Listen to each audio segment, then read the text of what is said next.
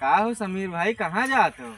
चंदू भाई हम जाए थे आइस खाए। हम हो गए यहाँ, चलो आइस खवाए लाओ। नहीं तू बैठ जा था, हमारा साइकिल पंचर हो जाता। ना हम ना बैठा, पैदल ही चला जाई। नहीं हमारा बाबू मना करी कोई साइकिल बैठा है। हमें ले चलबो तो अपन सबकी हम तुम्हें रसगुल्लावा खवाइबे। तू तब क्यों ऐसे के हो रहा, तो ना ही दे हो रहा। ना अब की खवाइबे, अब की दुई ठू लेबे, एक तू खावा जी एक हम खावे। हाँ तब तू का नहीं चल पाए।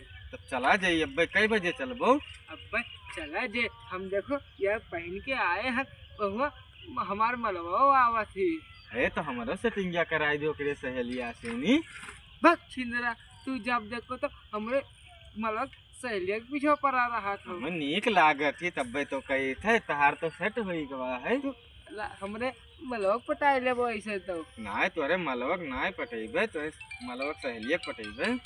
तो ठीक था, कराई दे बस। चलो आइस खा ई का लिया हुआ तो टमाटर तुरे गए ना खेतवा में। देखा दे तू खाए ली लियो।